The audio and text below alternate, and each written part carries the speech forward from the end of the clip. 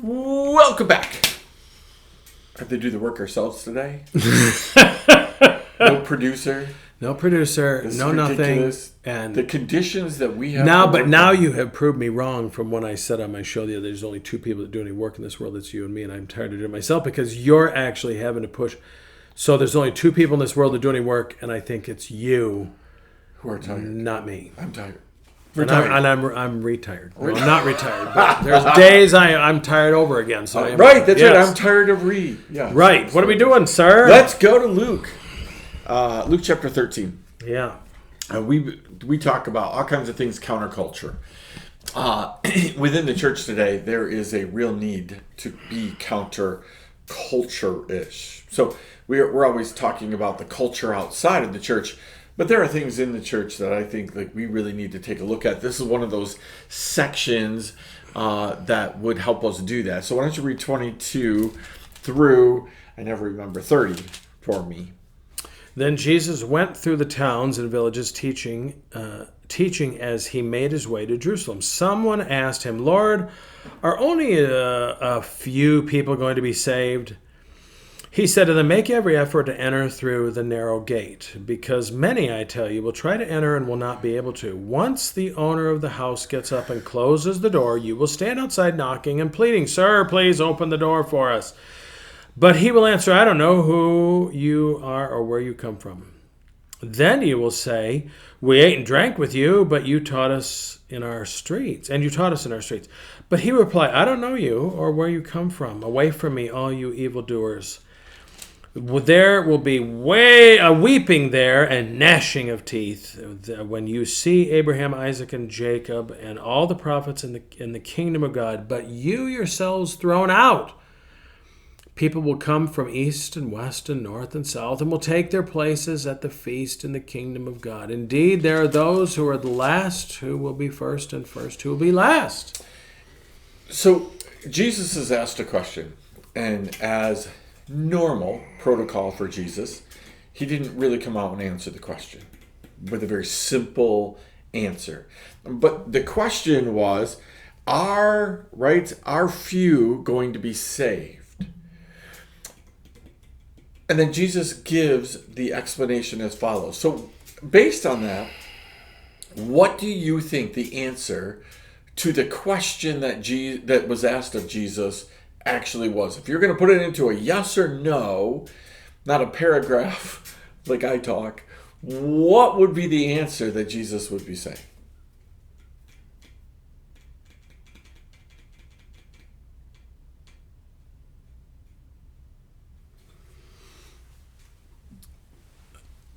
I think he's trying to tell this person your focus is wrong. Mm-hmm. As he always does, or many times does. I don't like using always, but are only a few. And they're wanting to know, am I going to be one of them? Am I going to be one of them? Are you going to let all of us in? Let's do There's a couple. There's a lot of things stirring in those minds. You can go for a lot of intent here. Oh yeah. Am I going to be one of them? Are you going to let everybody in? Do I need to worry about this? Yada yada yada. And they apparently are worried about it. I think he's saying to them, don't worry about how many. Mm-hmm. It's how they come in. That's part of our problem, I think, sometimes in the church. We're wanting to know how many instead of saying, how do they get in? Yep. We talked about this morning where sometimes we measure success by how many people are in our churches instead of how many people are going to the kingdom. Yep. The Churchians as opposed to the Christians. And so I think that what Jesus is trying to say is, I want to know you. The ones who I know are going to come in. So people say, well, I don't understand why a person could be a good person and still Jesus would still not let him in. Okay. So someone knocks on my door, and I understand we're supposed to welcome the stranger, okay? Mm-hmm. But someone knocks on my door, hey, I'm moving in. I'm going to live with you the rest of my life. No, you ain't. I don't know who you are. Nope. I don't know who you are. Nope. And we wouldn't do that in our home life, but okay, I better stop. We would say, no, I don't think so. Yeah. I don't even know who you Hard are. no. Yeah. Hard no on that one, but I'm willing to get to know you, and maybe we can work something out down the road if need be. Maybe I'll help you find another place to live. Yeah. But right now, the answer is no. He says, you don't know me. And yet we have people today who just think, well, Jesus should just let everybody in. Anything goes. It doesn't matter. But yet they would not let anything go in their own life. We have boundaries in our own life. But as soon as God puts up some boundaries, we're not happy about it. Is that surprising to you? So when we talk about counterculture, our culture is so crazy about this boundary thing. There are moments where we say, no boundaries, no boundaries. But the same people, and this is not a new thing, this has been said for years, the same people who are saying no boundaries around our country live in gated communities, have their own boundaries, yes. right? So what you just said to me is so striking. We believe that anybody ought to be allowed in our country, but we do not believe that anybody ought to be allowed in our home. Yeah, I mean, right. we have this double standard. Those funny videos they're sad videos, not Yeah. funny, they're funny, stupid. Hey, are you all for, open border? Oh, yeah, I'm open borders and everything. Oh, good. Well, I got these 3 guys here that came over just from Mexico, and, here's their medicines. Well, they're not moving in here. They're not coming in I here have with little me. kids. I have little kids, whatever, whatever. Well, yeah. So, So recently, I'm going to get in trouble for this one, but I'm going to say it anyway. Someone says, well, Jesus would welcome the immigrant. Yeah, he'd say, hey, yeah, come on. The door's over here. Well, because what did he say? Oh, many are going to try and come in. Now, no one ever uses this for for immigration. yeah, no. But Jesus says there's a border here. There's a process here.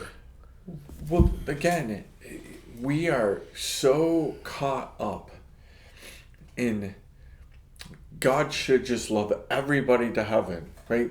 So we have this unbelievable, all-powerful God who does all things, but is such a pansy when it comes to implementation of things. It's pretty much hey, do whatever you want, however you want, whenever you want. And in the end, love wins. Love's going to triumph everything. Everybody's going to get to heaven. And I hope they're right. And I hope... I hope they're right. Gosh, it'd be a great way to live life. But it just doesn't look like it when I read the rest of Scripture. But these are Jesus' words. Mm-hmm. Jesus was asked a question. This isn't Peter's interpretation, Paul's interpretation. No. This is Jesus being asked a question.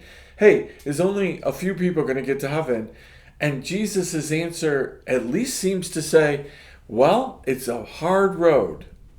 Well, and then they some people, I don't think there is a hell. And yet Jesus said there's a great chasm, and there are those who are in torment. And hey, the poor man Lazarus, can you just let him dip his finger in the water and cool my tongue? Yep. Because I'm tormented down here, but no, there's no hell. That Jesus didn't mean that. It was a metaphor. It's always funny. Everything's a metaphor when we don't want to take it. Yeah, but we don't literally. Want to do it. All right, focus. So yeah, I want to hit focus. I'm sorry. No. I want to hit that point probably in the next video. So there's a teaser, right? But here, Jesus gives this hard truth, right?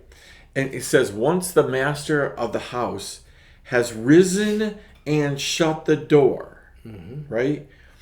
And you begin to stand outside and to knock at the door, saying, Lord, open to us, then he will answer you, I do not know where you come from. First of all, that seems to be very odd because God knows where we come from.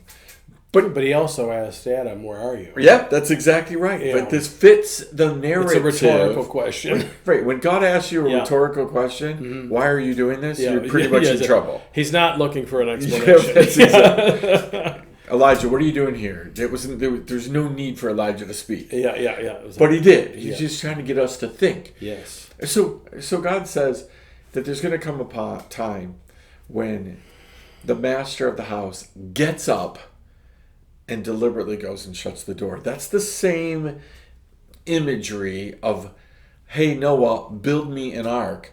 But guess what? I don't trust you to close the door. I'll close it. Right? So they get this imagery in Noah where God closes the door and leaves the people outside knocking.